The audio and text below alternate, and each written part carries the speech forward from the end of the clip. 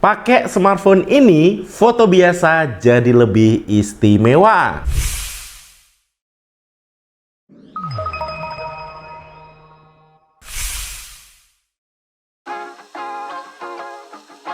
Hai guys, dengan saya Ade. Jadi ini adalah Oppo Find X9s, flagship barunya Oppo yang paling aman nih buat kebanyakan orang.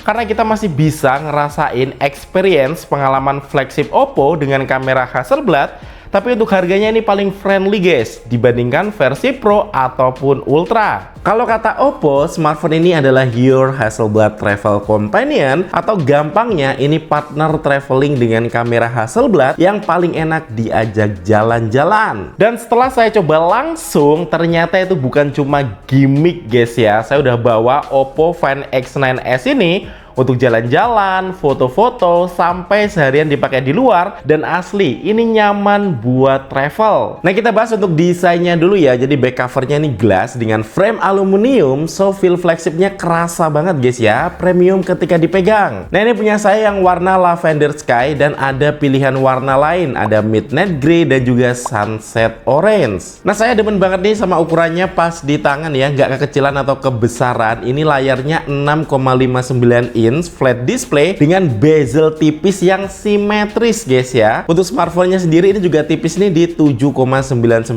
mm.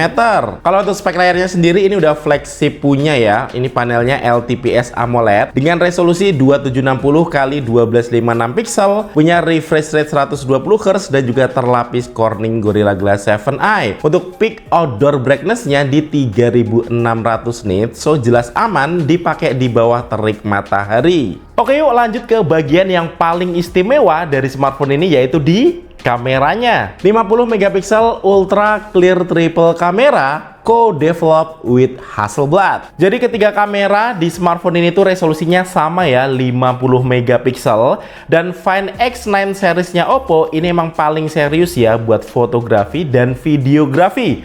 Bukan cuma soal megapiksel, tapi emang experience motretnya ini beda. Nah, pertama ini ada Lumo Image Engine ya. Jadi ini tuh bisa dibilang otaknya kamera Oppo, bikin hasil foto kelihatan lebih realistis, lebih hidup, tapi tetap sinematik. Karena sekarang kan banyak nih HP yang fotonya tuh terlalu HDR atau terlalu tajam sampai kelihatan fake ya. Nah, Oppo ini beda. Warna langitnya tuh lebih dapet, pencahayaannya juga lebih natural, dan skin tone-nya juga lebih manusiawi. Yang paling aku suka sih hasil fotonya tuh langsung punya mood yang seperti foto kamera profesional ya. Padahal ini tinggal point and shoot aja tanpa ribet edit. Apalagi dia punya snap key ya, ini tombol khusus yang bisa di custom, dan ini aku custom ke kamera biar lebih cepat ambil momen pas liburan keluarga kemarin. Dan foto-foto yang awalnya terlihat biasa, kita bisa pakai AI motion photo ya, bisa buat foto bergerak kayak gini guys. Jadi kerasa beda, lebih fun, ekspresif dan menarik ya pakai fitur ini untuk diposting di sosial media. Nah, selanjutnya ini juga punya 120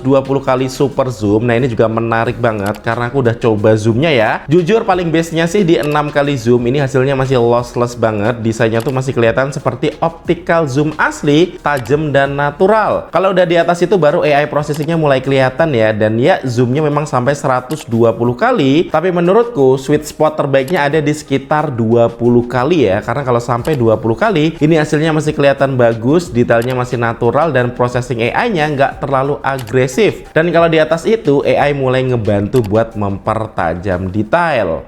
Untuk foto malamnya juga cukup mengejutkan karena beberapa foto yang saya ambil itu kondisi aslinya emang gelap guys ya. Tapi saat menggunakan mode malam, kamera ini mampu mengangkat detail dengan baik tanpa membuat hasil fotonya terlihat berlebihan. Dynamic range-nya juga bagus, area terang dan gelapnya masih bisa terjaga dengan baik.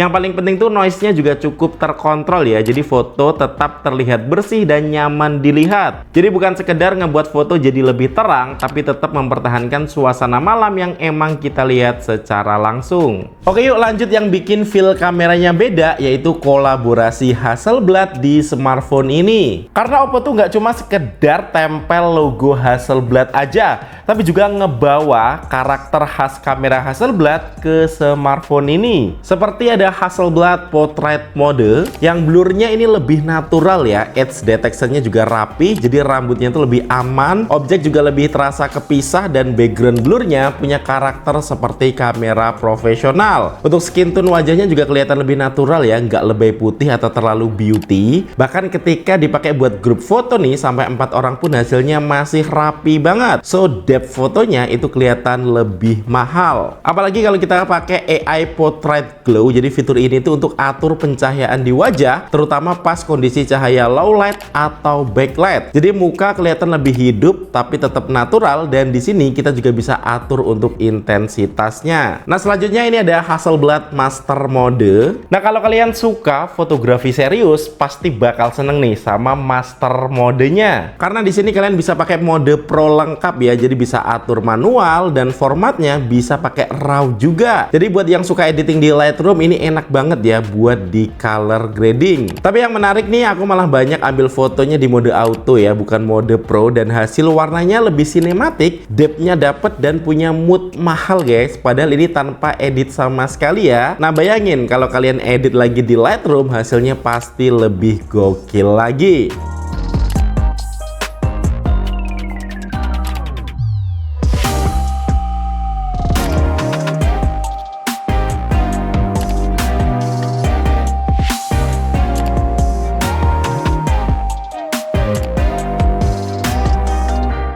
Nah, sama ada fitur favoritnya, ada Hasselblad Expand Mode. Nah, ini unik dan estetik banget ya. Jadi Expand Mode ini bikin hasil foto ultra wide cinematic dengan rasio khas kamera Hasselblad Expand Legendaris ya. Jadi hasilnya tuh kayak frame film bioskop, dan asli ini salah satu mode yang bikin hasil foto kelihatan beda dari HP lain.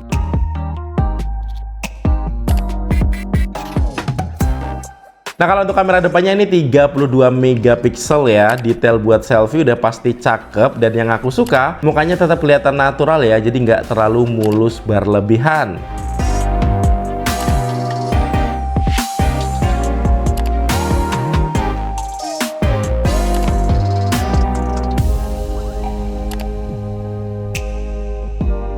Yang kalau untuk hasil videonya ini bisa rekam 4K 60 fps Dolby Vision. Ini bikin warna video lebih hidup, highlightnya lebih aman, dan kontrasnya juga lebih sinematik.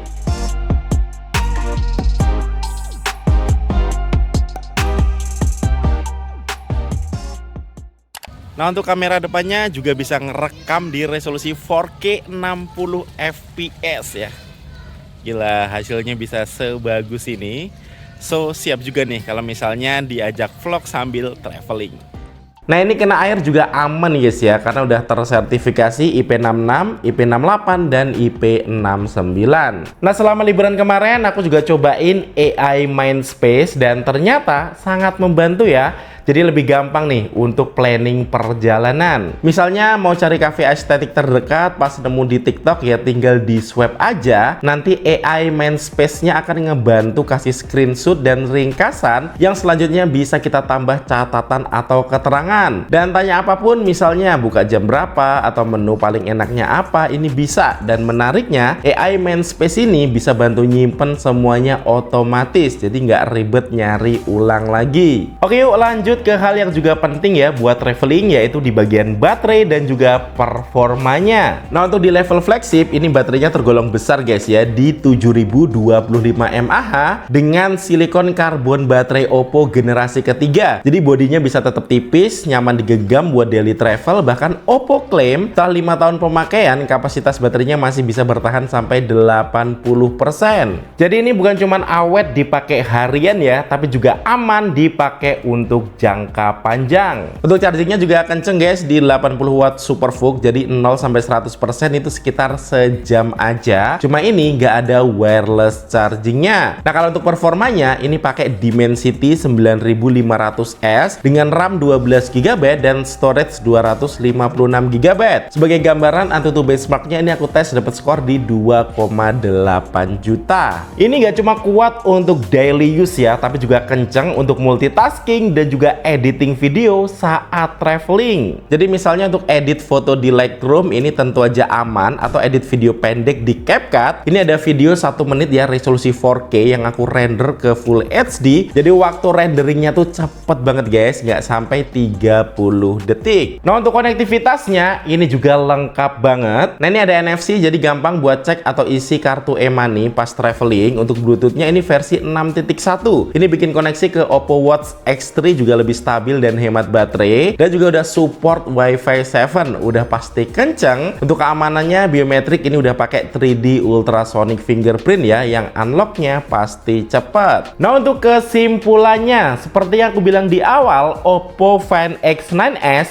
ini buat kalian yang pengen ngerasain experience flagship smartphone Oppo dengan kamera Hasselblad tapi harganya paling friendly ya di antara line up Find X9 series. Jadi untuk harga launchingnya ini di 14.999.000. Yang tentu untuk harganya cukup jauh ya kalau dibandingkan dengan yang versi Pro apalagi Ultra. Tapi kalau misalnya dibandingkan dengan versi Oppo Find X9 yang reguler, sebenarnya untuk harganya ini nggak terlalu jauh guys ya. Ini bisa lebih terjangkau karena dia ini nggak ada wireless charging. Dan untuk perekaman video 4K-nya ini juga belum bisa 120 fps. Tapi jujur guys ya, selama aku pakai untuk traveling dan juga fotografi, untuk pengalaman flagshipnya ini masih kerasa banget ya.